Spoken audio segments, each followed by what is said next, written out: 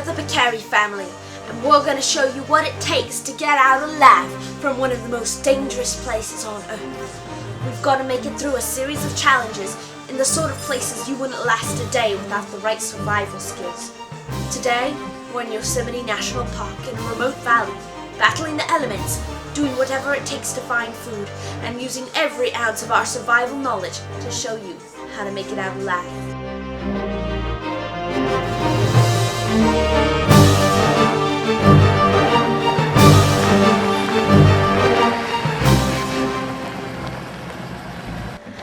Here we are.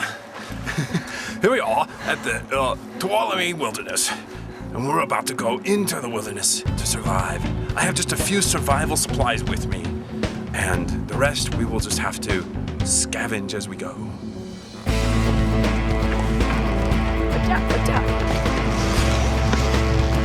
That's why we brought gummy bears.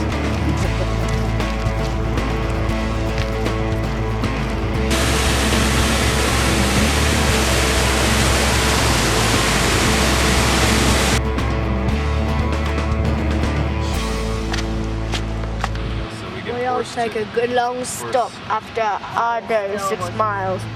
But 1 more mile must be done before we can camp in the wild.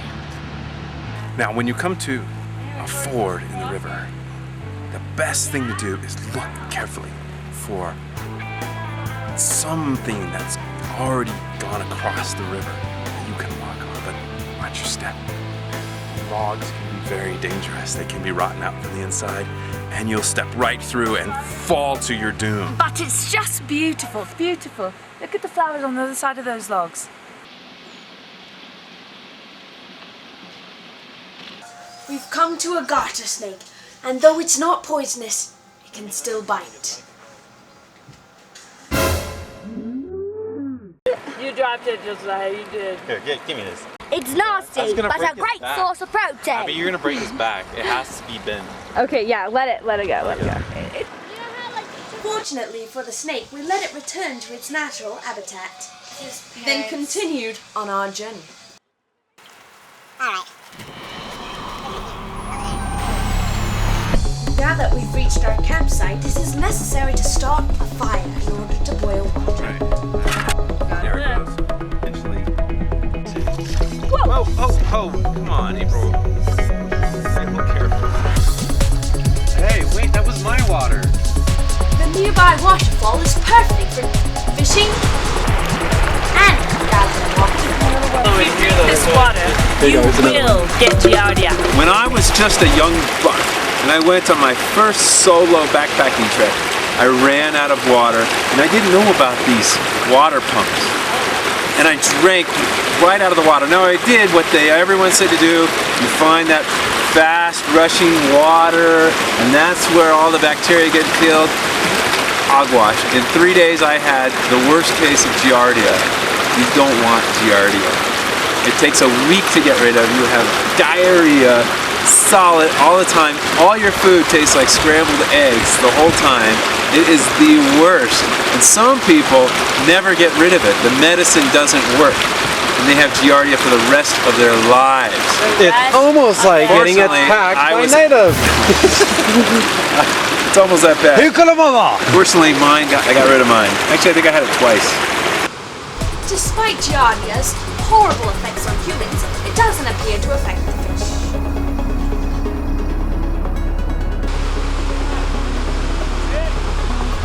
You try to fish in the slow-moving water. Don't ever drop your pole near the water. It will roll into the water. Slow-moving water like this, that fish get too scared too easily. They can see it coming. But when you put your lures down in the fast-moving water, it goes by them too fast, and they grab it. And that's dinner time for you.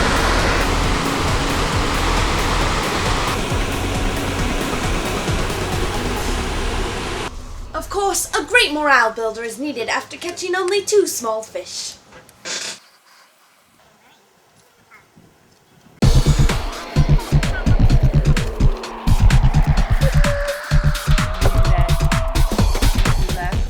After a good night's rest, it's important that we get an early start in the morning, but not before playing a little bit of the base game.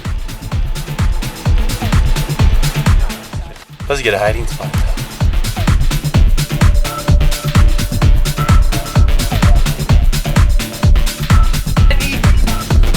I knew it!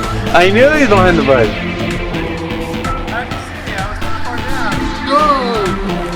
Oh yeah. There you go.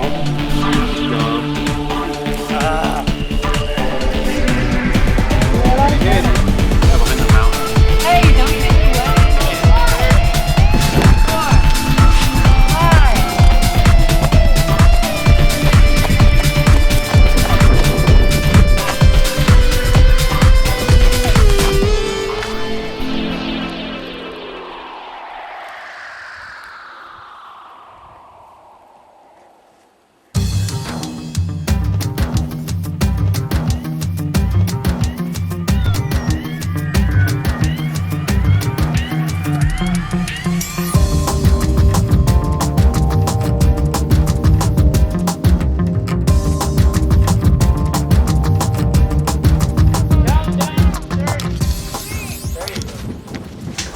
With the base game nearly over, it's time to pack up and head back into the wild.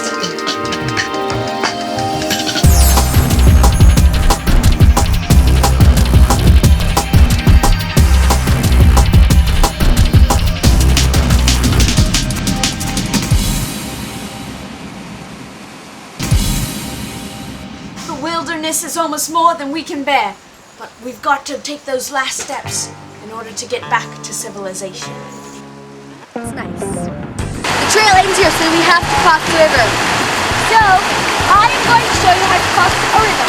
Don't ever go into the deep part. Rocks are very slippery over there in the deep because the more deep it is, like more out, less slippery. So I'm going to come to the more shallow part. The river is stronger, but it's way safer. Unless it's for a young child, then you should be safe. So you just walking here. See how the water's pulling my legs? I'm slipping firmly, and there are a lot of cracks in the rock. See, like here, right here, so that you can just put your foot here, like right on the crack, so that it doesn't fall. If you're brave enough, you can attempt the treacherous journey to the top of a nearby hill. You may think going up is the worst of it, but coming down is far more dangerous. Fell off. Well, let's put it back on. We must continue on our journey if we hope to reach civilization before sundown. Good idea that we're hiking by a river, because all rivers lead to the ocean. And when you're at the ocean, you know where exactly, you never get lost, you know where you are. It's hot, and water is a much needed necessity. When you're out in the wild, be careful of the sun. It will drain you of much needed energy. Water is key. Right over here is Vogelsang Peak, out here in the Tuolumne Wilderness. And this just shows you how important it is to stay together when you're backpacking or even hiking. Last year, a woman, an elderly woman, who was in good shape, but she got separated from her group, and she was probably 15 minutes away from the Vogelsang High Sierra camp on a hike. And she said, oh, she forgot something. She needed to go back to the camp in order to get something. And so the rest of her group kept going and left her to go back and pick up whatever it was she forgot.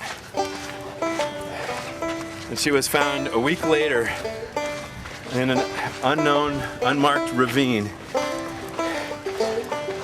dead from exposure and dehydration. She had gotten obviously completely lost and disoriented, and probably missed the trail.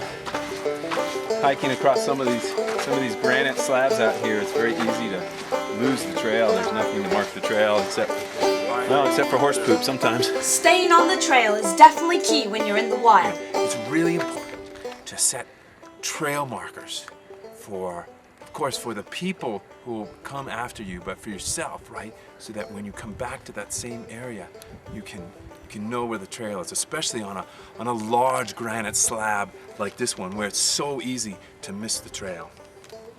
And we're doing this trail marker here because we would really not be able to find this place again if we didn't set that trail marker up.